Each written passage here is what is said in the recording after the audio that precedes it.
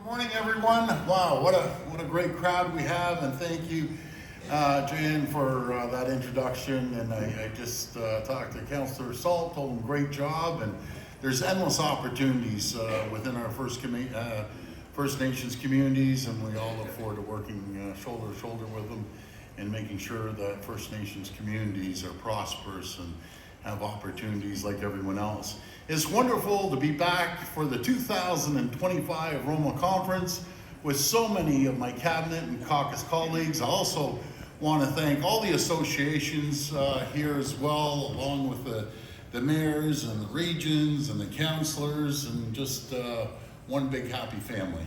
As long as we keep giving money, it's going to be a big happy family. That's the most important thing. Come on, Uncle Doug, And my show thanks us the to all the cash. folks at the Rural Ontario Municipal Association, including Chair Christa Lowry, the Board of Directors, and all the members for having me here today. It's great to see so many familiar faces. Friends, in the last 7 years, ever since our government was first elected, we've worked hard to deliver for rural regions and towns of this province. We've seen past governments take these communities for granted, underinvesting in the north, allowing rural roads and infrastructure to fall in disrepair, shutting down the vital Northlander train line and many other areas, and leaving those living in rural areas feeling forgotten and neglected.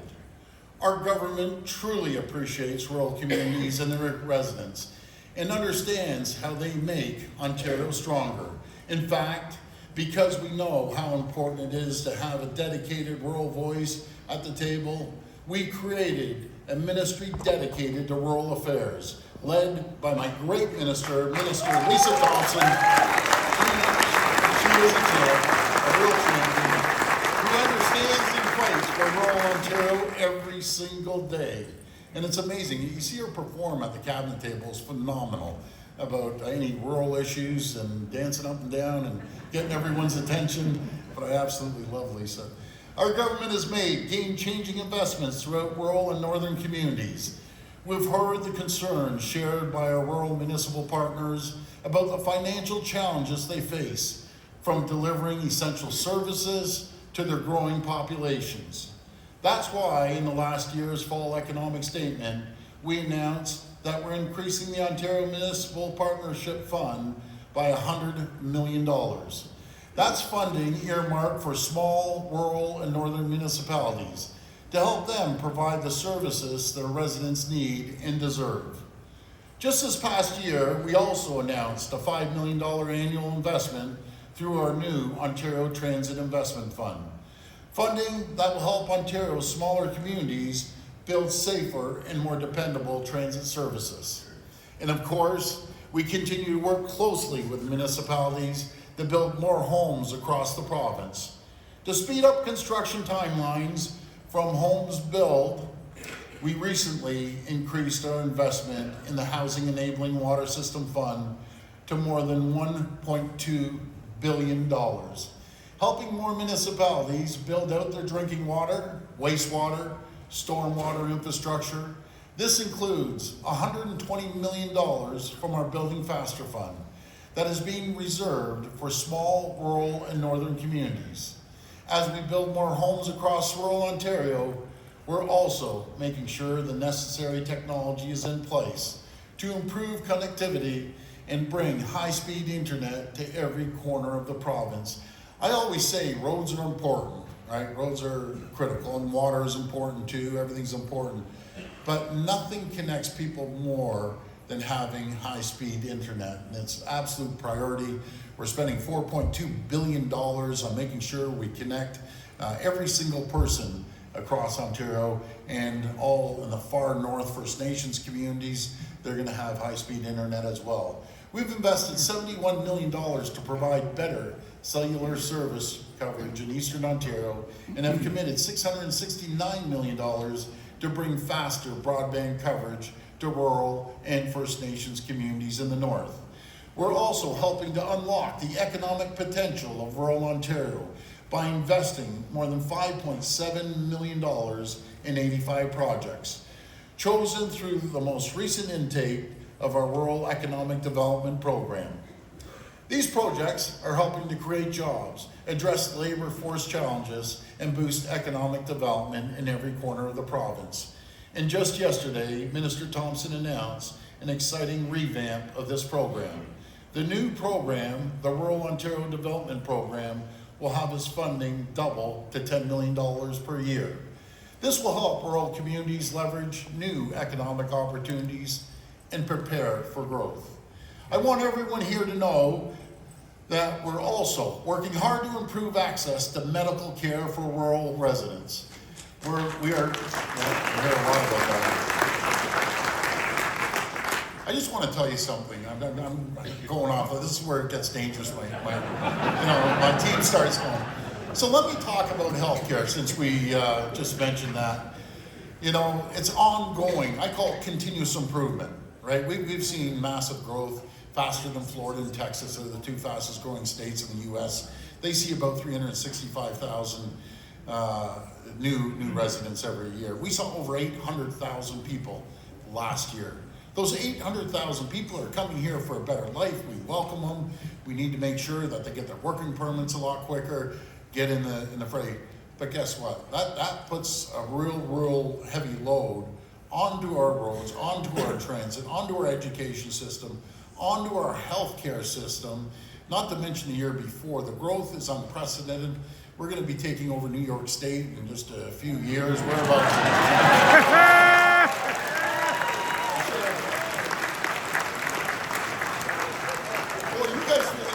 I was going to say take them over by population, and not that. Might as well take them over anyways. No, we're about 16 million people. They're about 18.5 million, and the growth we're seeing is absolutely staggering. But put these numbers into perspective. These are pretty staggering numbers. Since we've been in office in healthcare, we've hired 15,000 more doctors, over 100,000 new nurses, 30,000 nursing students are in our colleges and universities. For the first time in decades, as long as I can remember, we're actually building new medical schools. We're making sure those seats in the medical schools, as we're increasing the seats, it's going to be 100% Canadian. Out of the 100%, and 95%, I think is 90%, have to be from Ontario. I'm tired of going around. We go to these events. Where's little Johnny and Jane? Well, they're in Ireland at medical school. They're down in the Caribbean or in the United States, and what happens? They don't come back. And then I look into it a little deeper. Anywhere from 18 to 20%, the foreign students were coming, not staying here. They were utilizing our infrastructure, our buildings, our schools, our universities, and they take seats away from our kids. Well, we put an end to that real quick. So now it's 100% Canadian, 90% Ontarian students, $50 billion into infrastructure, 50 new sites around the province. You're either getting a new hospital in addition to a hospital, and we continue to see requests come in. So we're going to do everything we can with that $50 billion. I can still talk for 20 minutes, but I got to get back onto the speech. So we're thrilled to launch our Practice Ready Ontario program to get 100 foreign trained doctors who want to practice in rural regions licensed and ready to see patients more quickly. And I love, by the way, I love nurse practitioners too. We're hiring a whole bunch of nurse practitioners to support rural communities. This effort will connect an additional 120,000 rural Ontarians to the health care they need and when and where they need it. We're also investing $93 million to purchase 2 new high-speed aircrafts for the Orange Air ambulance fleet, and they're just great folks over at Orange there. And we're constructing a new Orange Air hangar in Simcoe County, and they're going to be working hand in hand in that hangar with the OPP, so those living in rural areas can be better covered in an emergency. These, they're absolute champions. And we're getting some high-speed airplanes and everything else that they need to go with it. The rising cost of policing was another concern you shared with us. And we saw it just ramped it up, the cost of the policing. And I'm happy to say here that we recently proposed over $77 million in financial relief to municipalities to help offset the increased cost of the police services, provided by our great Ontario Provincial Police. We love our first responders in this province.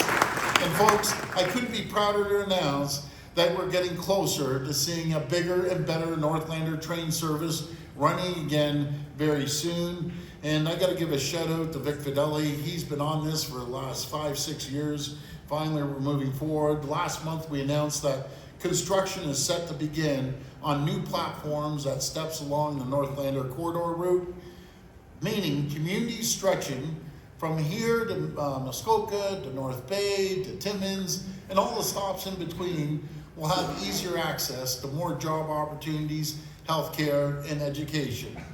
The revived Northlander will also help unlock the province's full economic potential by supporting northern industries and the resource sectors that are set to expand. And that, I'm going to talk about the resource sector when we talk about these tariffs coming in a second. My friends, all the measures we have put in place support the economic vitality of rural Ontario, but we can't ignore the uncertain times we're facing right now. In a matter of hours, President Trump takes office in Washington, D.C., and we have all heard his threats to impose major tariffs on Ontario exports, and these threats would go right across the country. This would be an absolute disaster for Canadian and American workers, including in rural Ontario. In our agri-food sector alone, just think of this, in 2025, more than $45 billion in two-way trade was carried out between the U.S. and Ontario. Our economies are linked together, and unnecessary U.S. tariffs will hurt workers on both sides of the border. I always tell my American friends, 9 million Americans wake up every single morning to produce products for Ontario alone. Our high-grade nickel, 47% of our high-grade nickel, the best nickel in the world, gets shipped down to the U.S. We make sure that we keep the lights on to 1.5 million homes in Michigan, in New York, and in Minnesota. I always say, I want to ship them more electricity.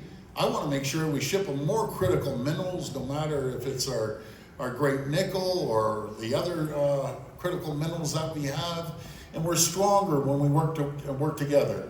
That's why I've been making the case to governors, congressmen and women, and senators from across the U.S.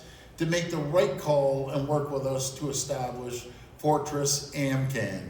You know, folks, I'm on the phone every day. Right after I leave here, I'm going to get on the phone with a few more governors and making sure they understand how important the relationship between Ontario and the U.S., not to mention Canada and the U.S. If you think of this, we're the #1 export destination to 17 states, #2 to 11. And I talked to the great governor of Kentucky, and I remember in the last tariffs we threw on the bourbon, first thing out of his mouth is, "Don't touch my bourbon." And I said, "Governor, that's a serious business down there when you touch with their bourbon. It's like messing with our LCBO." So I said, "Governor, you got to talk to your president, because the first thing we're doing, we're getting your bourbon." And I've sent a direction to the LCBO, these tariffs come, to clear off every bit of U.S. alcohol off the shelves. Let's start promoting more Ontario-made wines and vodkas and spirits. That's what we need to do. We're the largest purchaser of alcohol in the entire world. They will feel the pain. I will make sure I communicate this to our other premiers that they should be following suit. I'm sorry? Yeah, we will. We'll keep going. Canada's not for sale, as we say up here.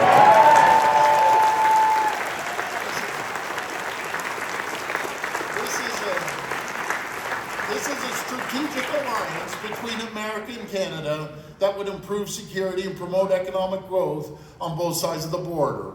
Fortress AMCAN would involve leveraging Ontario's natural resources, Ontario's energy, Ontario's manufacturing might, and Ontario's agricultural sector to support both Canada and the United States and make us the safest, richest, most successful, and most secure countries in the entire world. This is the outcome we're working towards, because it's the best interest of Americans and Canadians. But I want to assure you, as the new U.S. administration takes office today, that our government will never stop standing up for Ontario jobs and working for Ontario Ontarians, including our rural communities. I promise you as Premier of Ontario that if President Trump's tariffs make retaliation necessary, I will stand shoulder to shoulder with the rest of Team Canada to fight back using every single tool in our toolbox. And it shouldn't have to come to this, folks, and I hope it really doesn't. But as Premier of Ontario, I will always fight for the people of this province, including our incredible rural communities, and I'll do everything in my power, and I'll use every single tool in our toolbox to stand up for Ontario and Canada. I want to thank you all. I want to thank you for your contributions, and may God bless the people of Ontario. Thank you.